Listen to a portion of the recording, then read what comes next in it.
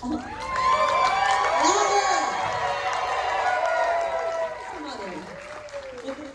Come on in. Well, we already started. Let's go. Everyone, okay. So, Barbie. I don't know where they're like waiting. They're only doing it to embarrass me. It's okay. So Barbie, how was your convention? It's been fabulous. All right, everyone else.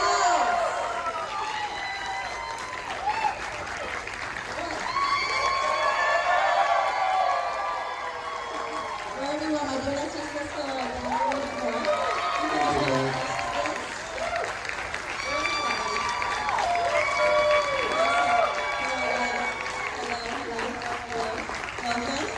Welcome. All right, do we have enough? That's me. Do we have enough chairs? Yes, we do. Wonderful. Everybody, welcome. Some of you welcome back. Some of you welcome for the first time. It's so wonderful to have you newcomers here.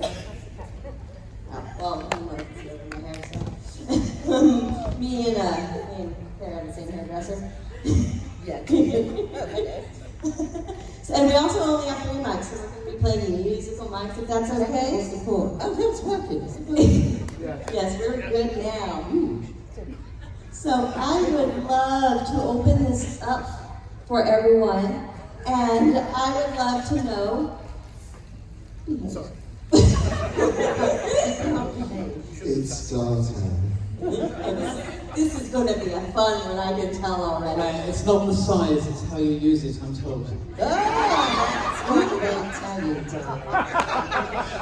Okay, so I would truly love to know, what was your first exposure to the Hellraiser franchise? Did you read the Hellbound Heart first? Did you watch the movies, for those of you who were in the later movies? What was that, and how was that like for you? Well, I read the Hellbound Heart. Is this definitely on? I don't think it is. Hale. I read the Hellbound Heart and then played 5 hours to be in Hellraiser. And I said yes. Thank you. Number 2. Number 2? Hello, no? Better? Can I? Okay. I saw the first film because Clive Barker's name was on everybody's lips in 1987 when the film came out, and often Stephen King said, "I've seen the future of horror, and it is Clive Barker." So I went to see it, and I thought, "Fuck me, that's fuck." So I thought, when I got the call for the audition to be the female Cenobite in the second one, I didn't want to go because I thought they wanted me to play his part. And I hate mask work. I'd done a commercial with smelly masks, and I thought, no. And then I finally was told by my friend Jeff from Lancashire, I'm going to do a really bad Lancashire accent to twist. Go on, man, look. Oh, go on, Bobby. 30 years from now, there'll be writing books about you, Barbie Wild, Queen of the Bees. So I went to the audition. Translator. He'd lived in Tokyo for a while. Anyway, I don't claim to do accents. So I got the part because I was a trained mime artist, and I think they thought, mistakenly in my part, that mime artists were patient under the makeup process. And, I also knew what the word Cenobite meant. Tony Randall thought it was a word that Clive made up. And I said, no, it actually means a member of a religious order. And he said, no, it was Clive made it up. And I went, no. Tip for auditions, don't argue with the director, but he still gave me the job. So. What? I was still right.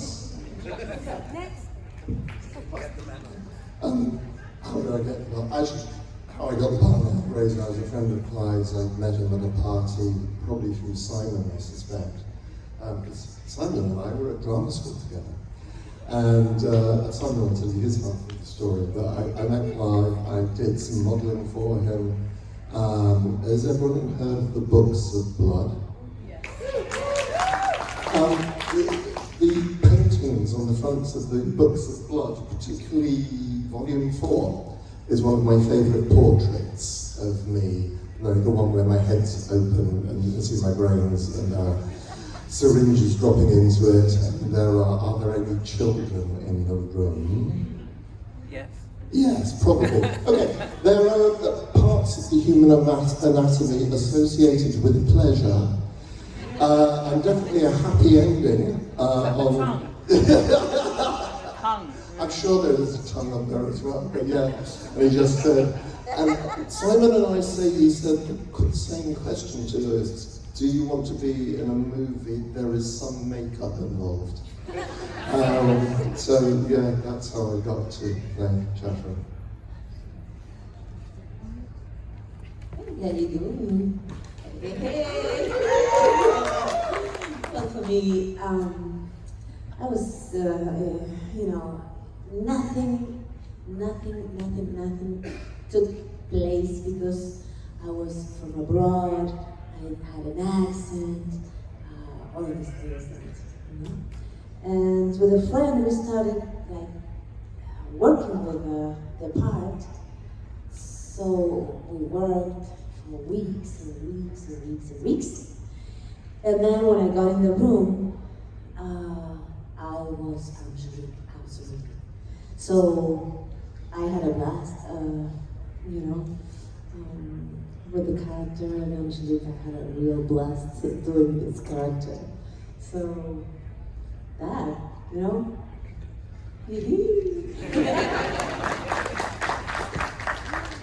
So I'd known Clive for a while. Nick and I were at drama school together, and Clive and Doug lived around the corner. And Clive had just written the Books of Blood, and was having trouble with the titles of some of them, coming up with the right titles. So we went to a party together, and I was only 17, this is my justification, 17, 18, and I made some special brownies to take to this party. And Clive has a very sweet tooth. And we went to this party and I was there and I said, oh look, I bought these special brownies for you, Clive. And he went, oh lovely, fantastic. So I went round and was socialising with everybody and went back to have one of my brownies and they were all gone. And I said, Clive, what did you do with my special brownies? And he said, well, I ate them all. They were absolutely delicious. And evidently, that night he went to bed and slept incredibly well, and woke up the next morning and had every title to the Books of Blood in his head. So he was credited with that. And I think because of that, we created a bond. And then years later, I rang him to see how he was, and he said, I'm about to make a movie, do you want to play a monster? And I went, yeah, okay. That was it. Why not?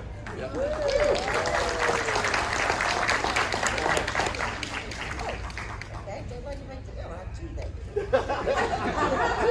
Hello. Are these earrings too big? Oh, that'll do. Hi, well, yeah, Hellraiser. Well, I was offered the film, and I turned it down. And I was offered it again, and I turned it down. And then Clive rang my agent and said, let's meet. And I met him and I said, yes, I'll do the film. Because Clive is such a wonderful, charming guy. And I also thought to myself, there's something about this guy's head. I've never met anybody with a head like this, And I'll never forget making this movie because I didn't think we had any idea what we were making. No. And, people kind of was a feeling like, it might just go straight to video, It was low budget, it was filmed in this freezing dark house in North London. And we just had no idea. Anyway, months later, it came out. My agent called me that morning and he said, have you read the newspapers today? And I said, no. He said, we should go out and get them all because you're the new queen of horror.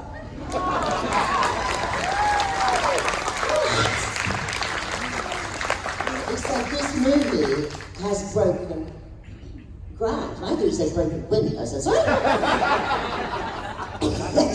That too. And he said it's absolutely extraordinary reviews and all of this.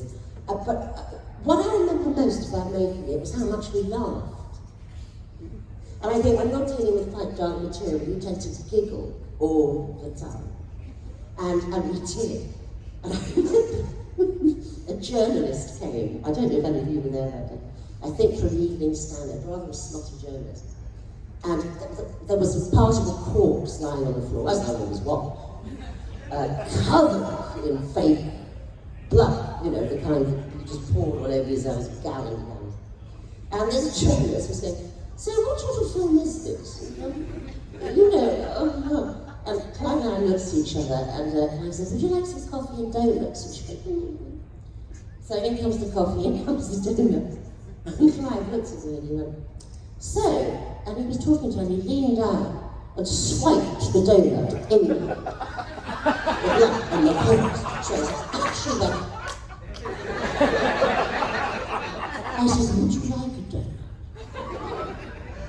I said, oh, well, the interview was over in 30 seconds. She was, I've never seen anyone move so fast. That was, and I remember that so clearly. That was just fabulous. But I also remember the special effects guys, because everything was made, handmade. And these guys were so in love with what they were doing. There's no CGI, there's nothing that's not alive in that film. And I think you can feel that. It was all made with love and care and real, and they're thrilled they were being allowed to do all this stuff. And I think that really shows. It was made with a lot of care and a lot of love. And God, I remember it fondly. But I'll never forget that Gus genius. She got hers.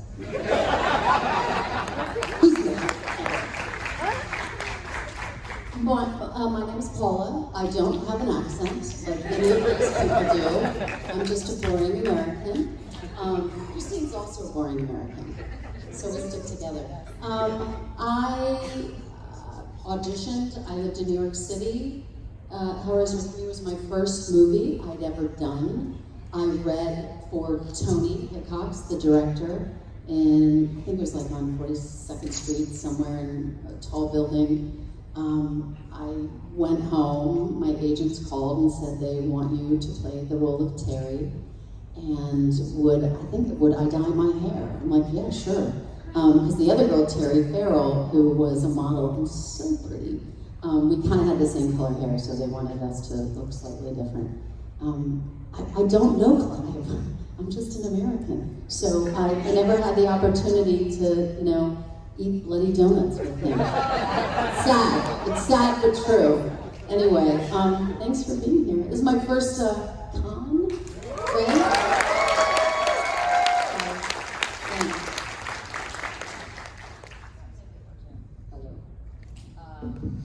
Thank you for being here, you guys. This is my first con too. My name's Christine. So, let's see. When I got Hellraiser,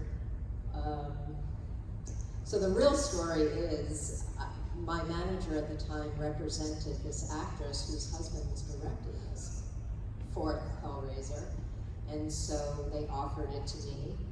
I'm a rom-com kind of girl, like those are the movies I watch. So I went, Hellraiser, what am I going to do with Hellraiser? Okay, because I needed money, I was a young actress. And I went in and did it, everybody was really nice. There was a lot of conflict on the fourth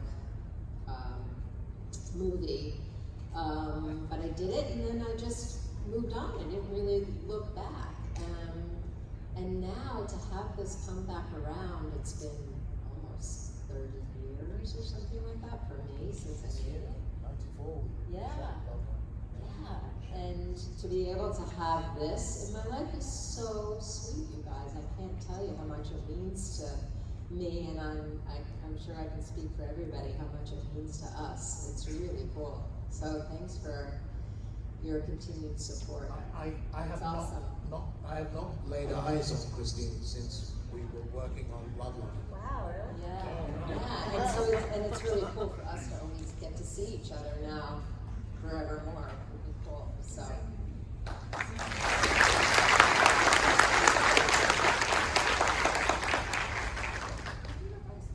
I did. I thought so, I but, told you. but your mic was a bit. No, I shouted. You heard me. Clive asked me to do the movie. I said yes. I mean, I'd worked with Clive for 10 years in the theatre before that. I met Clive in about 1969 in rehearsals for the school play at Quarry Bank High School in Liverpool. The day that changed my life, basically. Then after school and university, we worked in theatre in Liverpool and then in London. And that came to an end. And Clive was giving me these handwritten manuscripts saying to me, quote unquote, I'm trying to write a few short horror stories to see if I can make a bit of money. That worked. And then I had a conversation with him towards the end of 1985, which was as brief as, oh, by the way, I'm trying to put together a low-budget independent British horror movie. I think there's a part in there for you. Oh, great, cool. Have you seen The Price of Fish lately? You know, that brief, and a year later we were gathered around on the critical production village with cameras on Hellraiser. Yeah. In my personal opinion is 80s horror has a special, Oh, this is a long extraordinary. discussion. It all started with me with Alien, which really, I don't know about you guys, but it really did change my perspective on things, and I like sci-fi horror. But it was almost like the culmination of that film, Hellraiser. It just changed. It was like this breakthrough. Also, how many horror films do you see that have the most extraordinary relationship between a man and a woman, like between Julia and Frank? It was S&M. It was amazing, and that's still, it just made it so amazing. Didn't they cut a scene where he spanks you? Do you remember that? With Clive? Or No, the producer. No, that was a private video.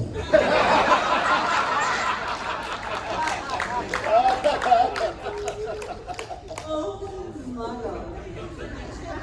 The senses were kind of, whoa, what's going on there? No, unfortunately, you never got to spank me. I regret it to this day.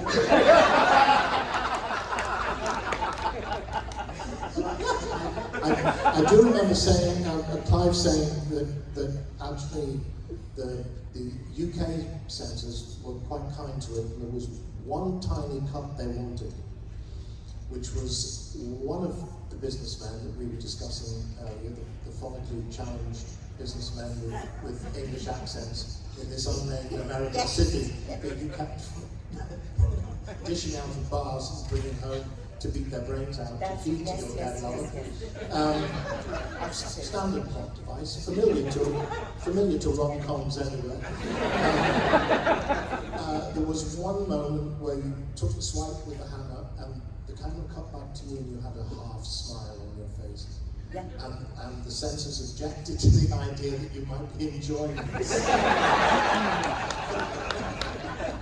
Those censors are sick. Look at these people. It's just, What scene was in there, but it was cut before you got to do it, and I'm so sorry to hear. I'm Just- still upset about it. Oh my goodness. So, one last question before I turn it out to the audience. Now, I have a podcast called The Dolls of Horror. We have covered Hellraiser 1 and 2, and we're going to eventually do all of them. And a segment in the podcast is prop we would like to own. Now, one of us picked Skinless Ring, and one of us picked Skinless Julia. or maybe that was the fashion moment, I'm not sure. Do you guys have a prop from your respective movie that you would like to own or did own? Yeah, I can answer that one.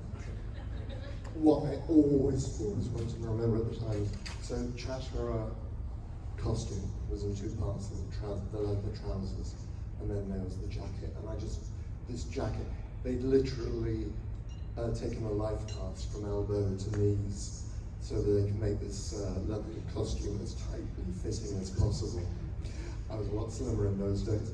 But I just remember looking at this, and all this wonderful musculature and so on as a jacket, and I thought, I really wish they'd had to just make a jacket that is Chatterer's jacket from Hellraiser, was something I could just wear on a day-to-day Can't basis. you just order that from Craig? Craig is my husband who made my shirt, just to put that in context.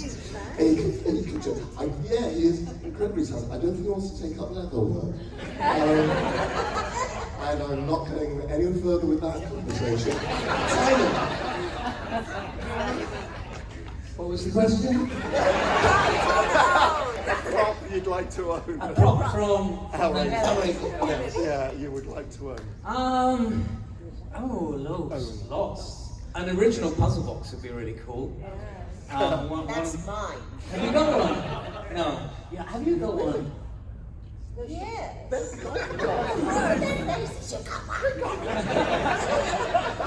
pop man laughed at me when I asked him.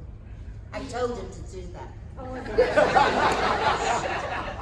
My But character. I have seen It's at home on a bookshelf, and quite often people go, ooh, that looks interesting. Wow. Before you touch that, you should know something. I didn't want to hit it anyway. so you got a real one? You actually got a real box? Yeah. Wow. I just stole it, you know.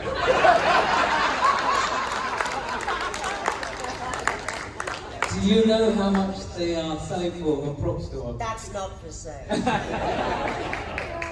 how much are they? Well, I've got one. I mean, but was yours one of the original working models? Yes. Wow. That is good. Let's see, the rumble. You're jealous now. I am. Yeah. I got one. That's my security vote. Where do you live again? I snagged one on Hellraiser 3 when we were doing a reshoot. Only because I could see, I was having my makeup taken off, and I could see fucking Tony giving the things away to his girlfriends. He dropped 5 of the day, you know. Hillcock. What house?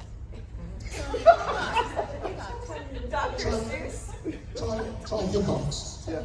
So, Tony Hillcock.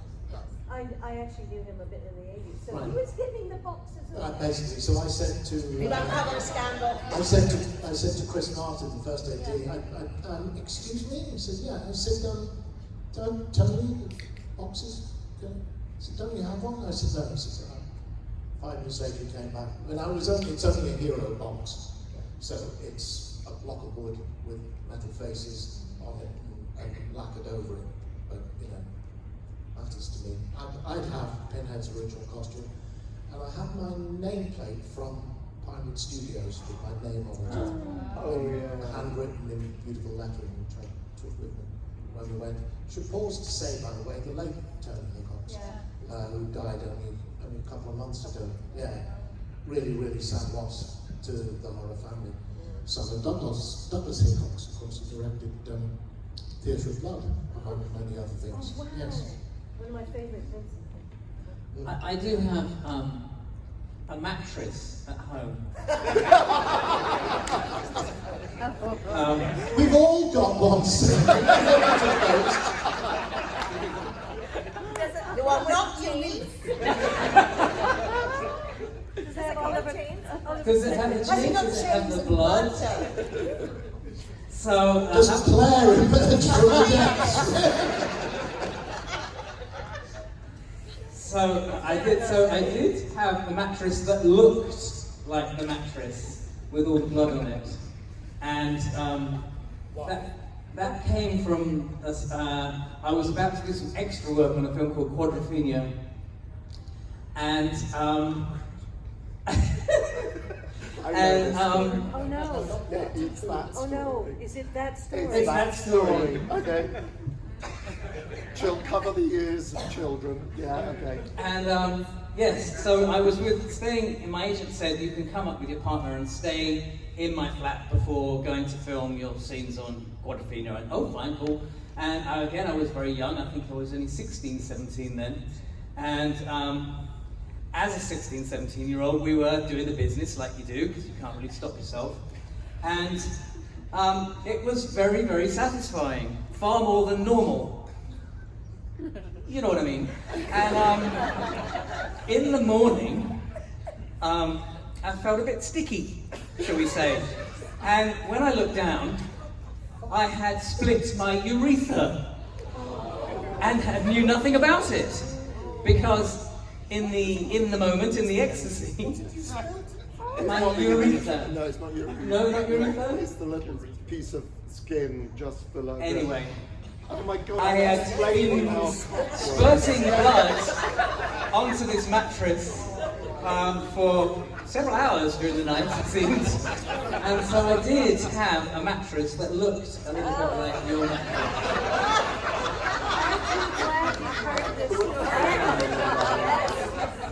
Pleasure from pain.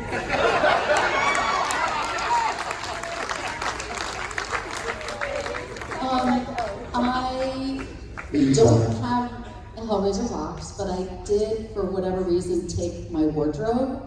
And I have told this story to a few of you guys out there. I have the jeans, I have that silvery vest, and I'm on a show right now called Euphoria, if anyone's seen it.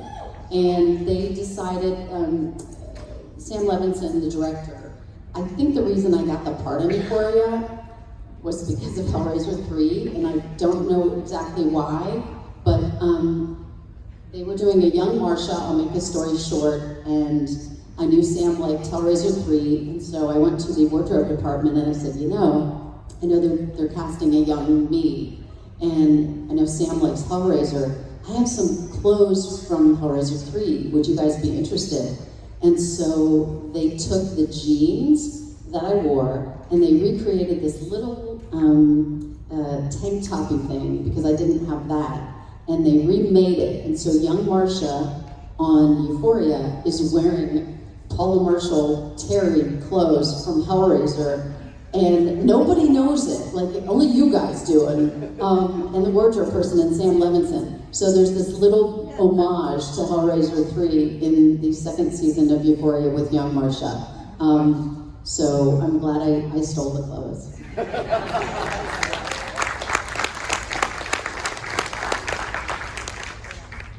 don't have anything from Hellraiser, but yeah, I would love, looking back now, looking at all the photos, to have the jacket from that. Like your boyfriend can make me one. All I have are my sweet, sweet memories. Oh, what do I want? Well, I said, I asked for one of the boxes and they laughed at me. So I didn't make that up. But that, to me, it's so, thank you, iconic.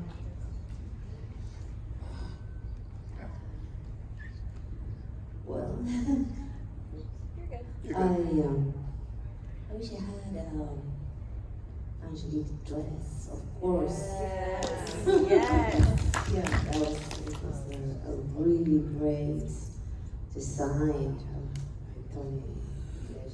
It's like an amazing wardrobe, and I had a blast. See? And the shoes, they were great, great shoes. And what else? Memories. Lots of memories, everyone. I've got my earrings, the look star shape.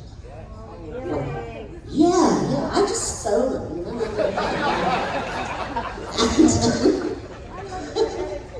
Thanks. And a couple of the blouses, because because I had 3 or 4 because they got so much blood on them, you know. So I made sure that one copy of each never got near the blood. And so I've still got them, and I don't wear them. I just have them, and I just like that.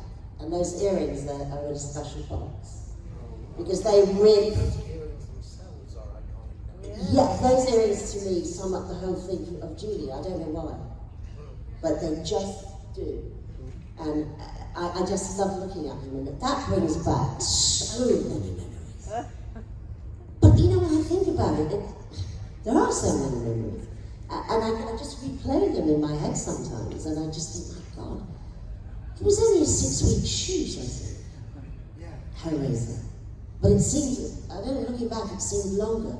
I don't know how we shot that thing in 6 weeks. But we did. I wish I'd taken, well, stolen, let's be honest, more. But I got what I could smuggle in my handbag, so that's fine. The hammer? You know, we also talked about this on the show because we pick a fashion moment, and one of us picked your earrings. It was a sign of time, but it was also your character changed through your wardrobe. Yes. And your facial expressions and your hair. And with each, you came in kind of soft, like physically soft in your clothes and such. And with each kill, your hair got stiffer. Your wardrobe got stiffer and tighter, and you know, this pointy ass earrings. It was part of Julia's hardness, and it was great. Yeah. The design was spot on. That is a perk of being actors, is we do get to take our stuff a lot of times. If we're Or to really steal nice. it. Or to steal it. There's that too. All right, audience members, questions? Yes. Mm-hmm. So, you're really the only hero up here out of anyone. So, but everybody has, especially when you see the end of Hellraiser 2, everybody has a kind of a victim story. Except for you, Julia, and Angelique. So, who do we feel is the victim and the most evil out of all What do all you of your mean a characters? victim? Sorry, what do you mean a victim Well, I mean, you might have been pulled in by your desires.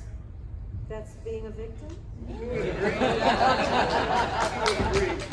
As to, like, Julia was driven by her desires, but when you look at it, all of you, you know, we didn't get the full backstory of maybe what Julia was and became. Well, we did get that. We didn't get the rest of y'all. We saw a glimpse of your innocence at the end of Hellraiser 2. All of you when you returned back. Yeah. And we were kind of all taken aback, like, wow, these were all just people that chose this direction. So we got to see your evolution as really, to me, kind of the most evil character of the entire series. Thanks. Which is Yeah. your character was an embodied demon, fully. So we didn't really get to see any choices there. Demon, we get to see your evolution. Hero, but the rest of everybody made either a weird, poor decision out of innocence. So where is this weird line between victim and villain? Okay, the first thing that in Hellraiser 2, Doug says to me is, first he says no. And I go, no. And he says, You have to say that again. okay, sorry.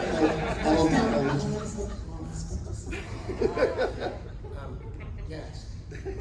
I say, when Tiffany opens the box, I'm not sure what relevance this is to this, but Tiffany opens the box and the Cenobites come pouring in, and Pinhead says no.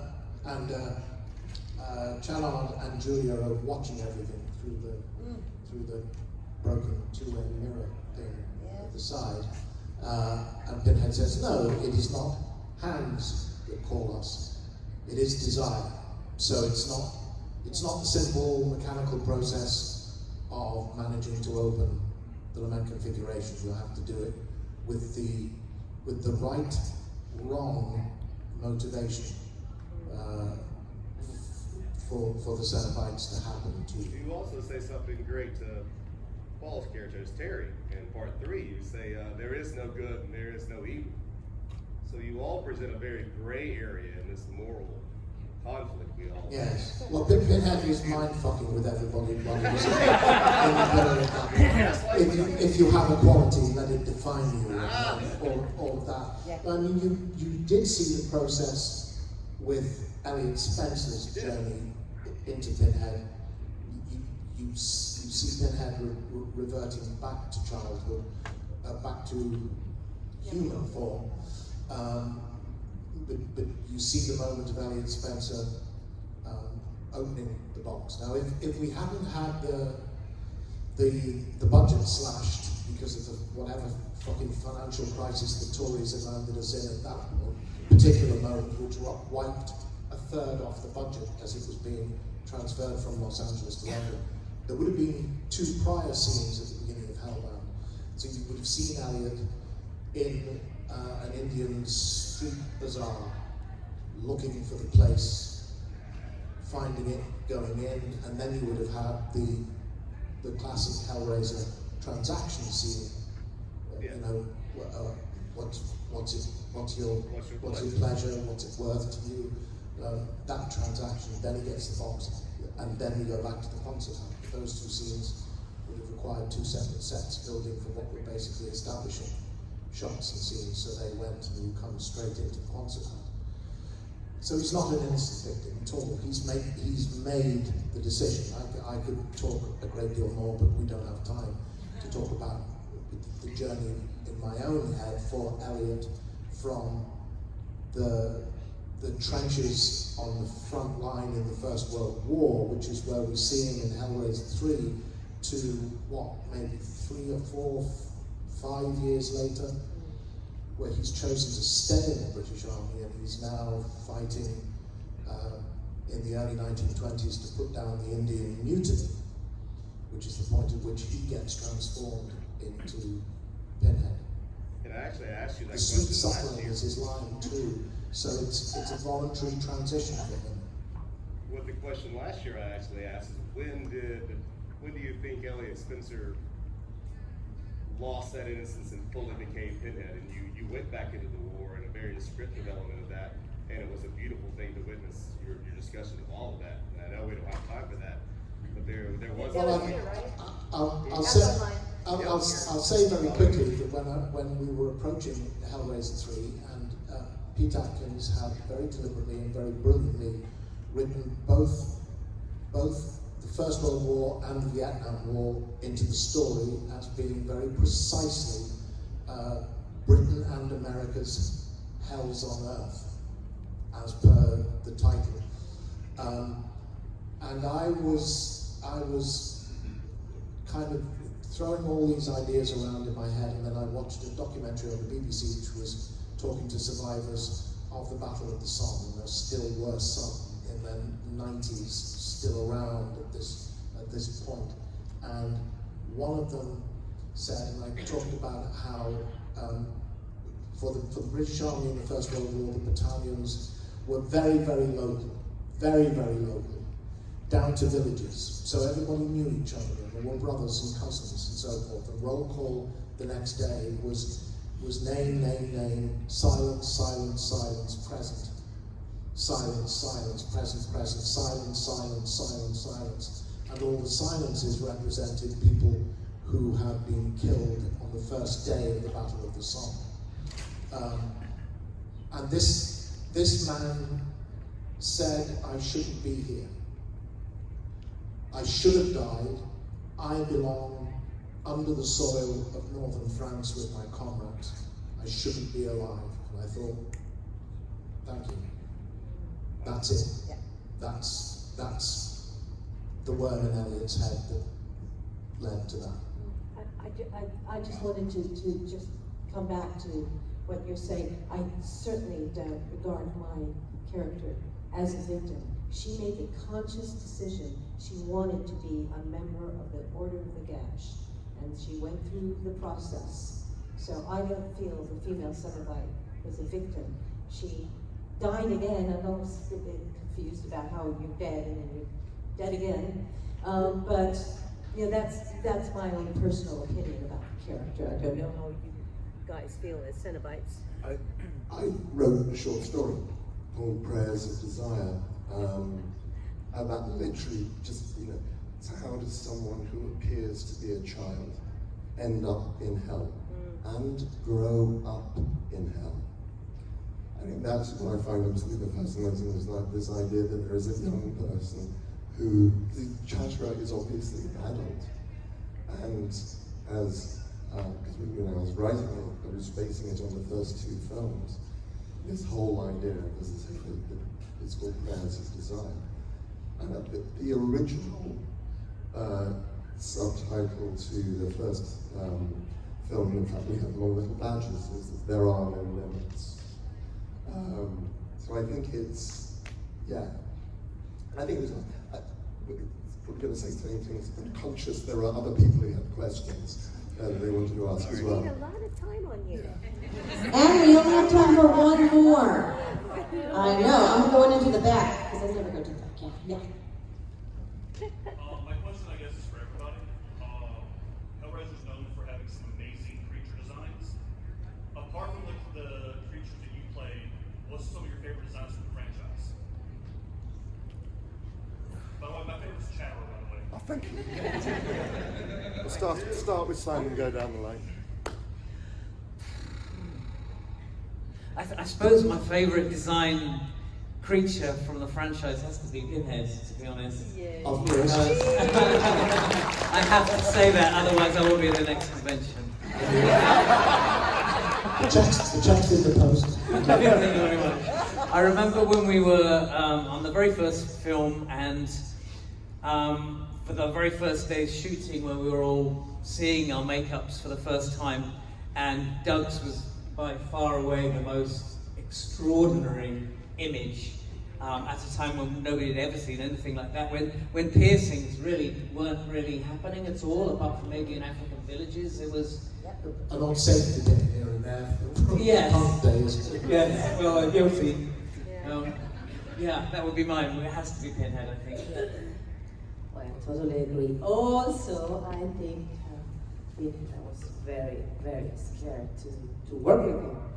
For me, I mean, because every time he put on the costume, I was terrified. And then he takes the costume. He's such a nice person. And I'm like, oh my God, how come, a costume, character, an actor, how come, it's so impressive. It's magic, of course. So, yes, for me too, I want to come back next year. So, I think Pinhead is the best. I mean, and all the characters, the ladies Cenobites, and everybody that worked in this saga, I'm really thankful to be here, and I'm really thankful for you guys to support us and to be here with us. So for me, that's it. It's honestly Chatterer, because it is such a personal thing for me. Other than you, the question was. I know, but I will come to that next. And I have to say, it's Julia. And the shot I particularly remember is when you're on the set.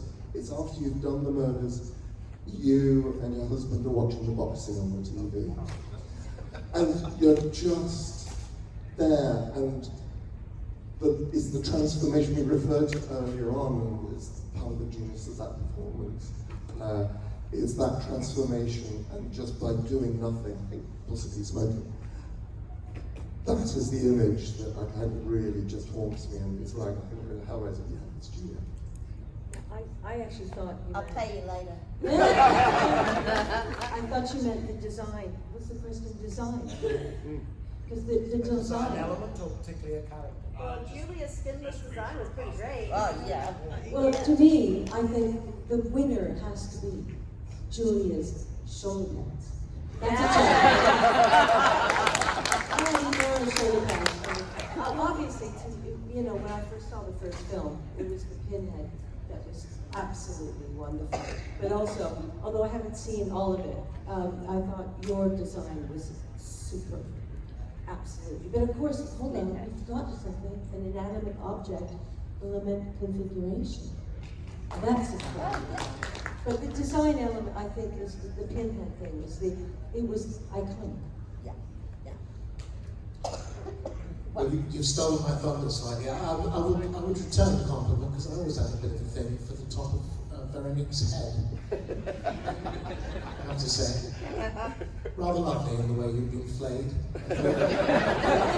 You were so sexy. Always impressed me. But no, for me, and it actually is the heart of the movie, and it is the heart of the franchise, it is the lament configuration. It is an extraordinary idea.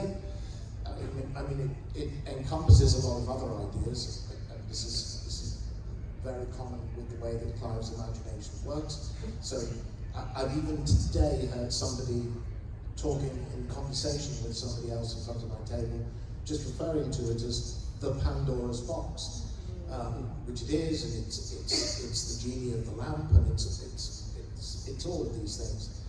But it's an extraordinary design, and if you and a brilliant piece of work by the late Simon Says, who constructed it. If you can find on YouTube Simon talking about the way that he designed it and the way that all the designs on the facets of the box tell a story and in themselves involve characters. It's quite extraordinary, it's quite wonderful, it's quite amazing, and it is the silently beating heart that drives the whole thing, and it's just an extraordinary element that only someone with Clive's genius could have constructed, I think.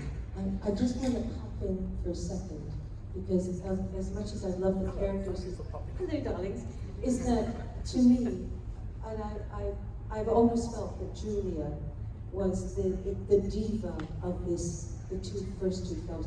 Her this sounds really wanky, but it's the narrative arc of her character. You have to translate that to American for Americans.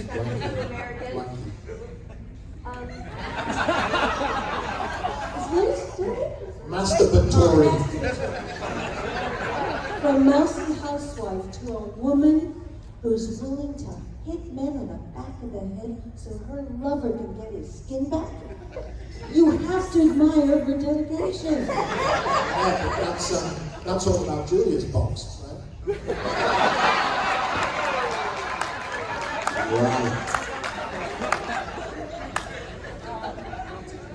I gotta say, well, for me, it is Pinhead. I'll never forget the first time I saw it.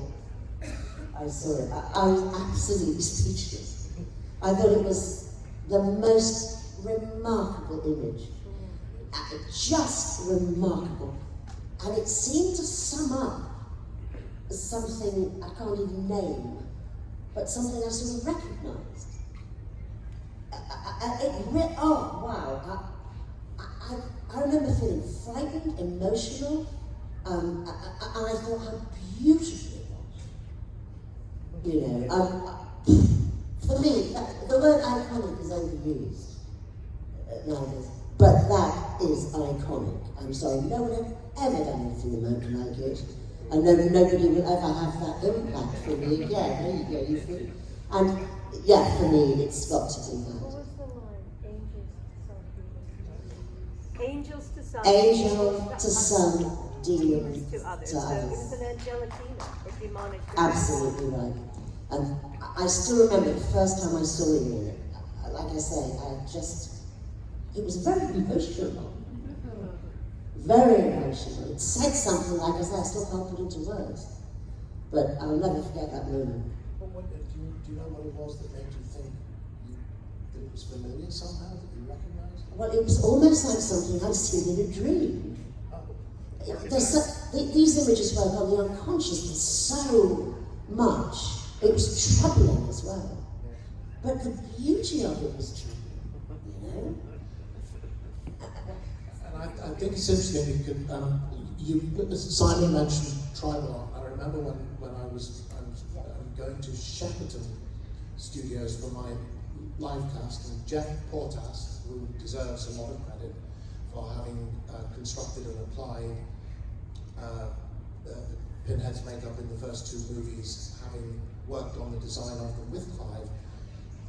He picked me up at the station to drive me to Shepperton, and he leant over and opened the glove box and he says, "There's a couple of sketches in here that you might want to look at, which is what we think you're going to look like."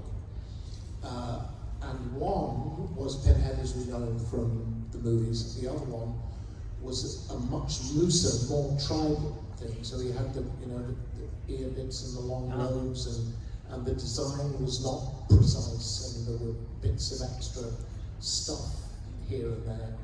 And I remember looking at them and I looked at the tribal version and I thought, this looks great.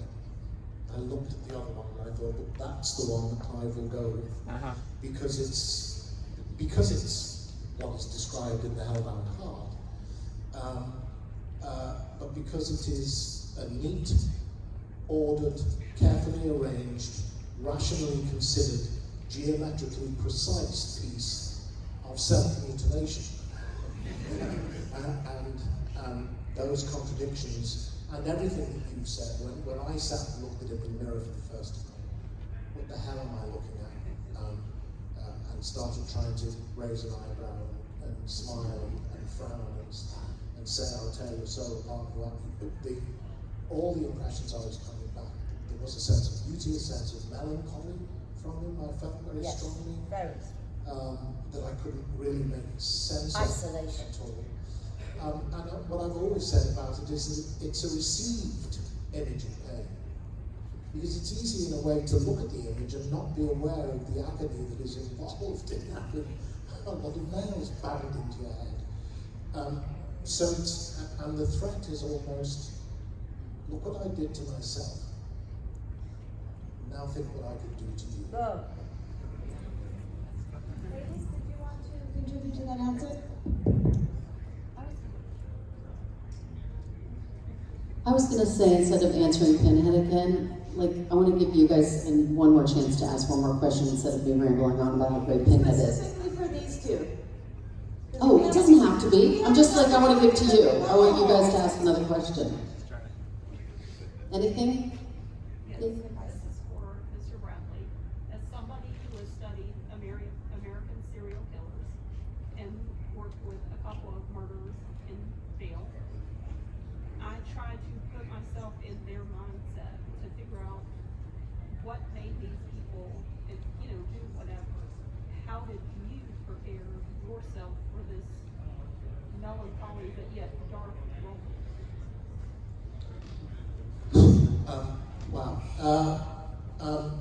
Well, you start by not being able to ask yourself any of the normal questions that an actor will ask.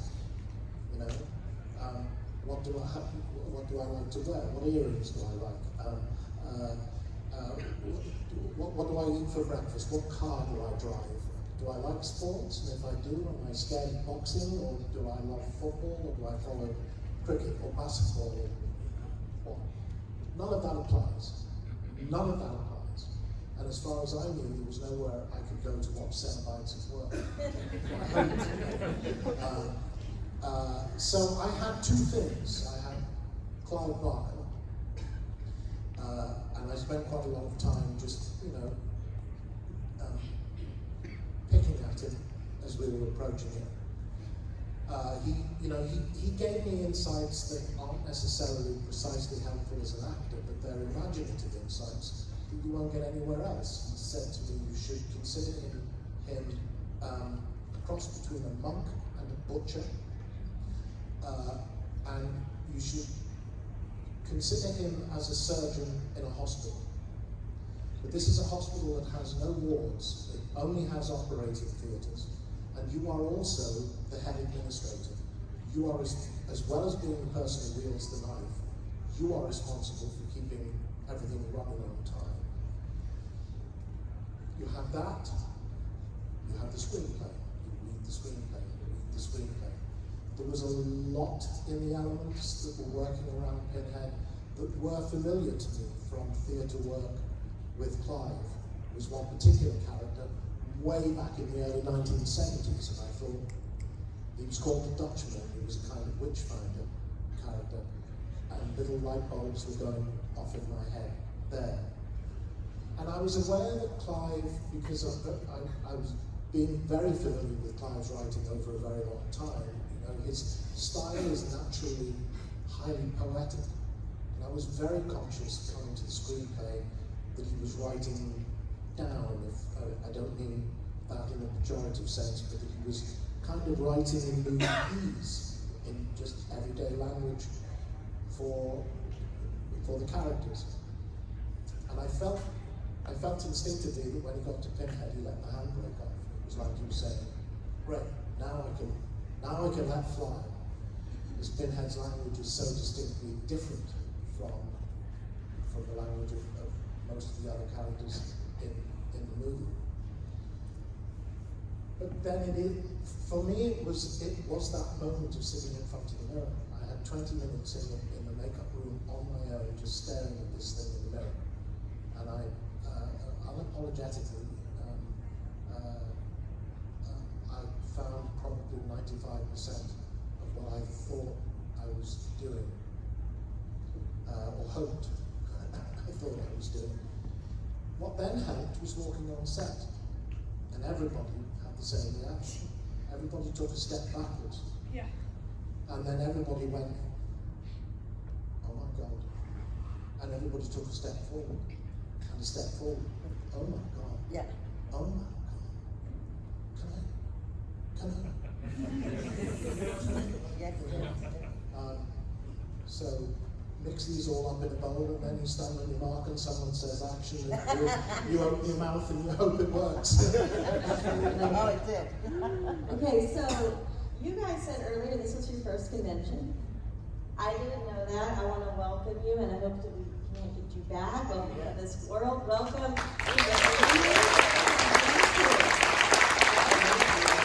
know we're going to get to any more questions because they're going to try me. But please go to their tables and ask them the questions you didn't get to ask. And please give it up. Thank you, guys. Thank you.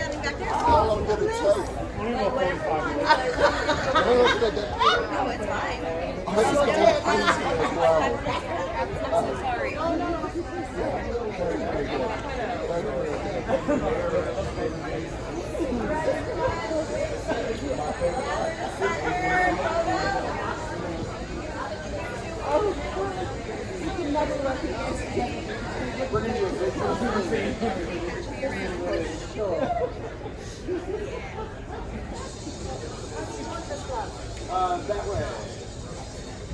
A little further back. Y'all are back up a little bit. Yeah. Not with glasses. Okay, everyone, cuddle in. Where am I? Are we here? Come on, you know the drill. Fun shop. Yes, up. All right, ready? 1, 2, 3. And 1, 2, 3. And 1, 2, 3. Thank you. I think there's a few more over there as well. Thank you guys so much again. Thank you. Always.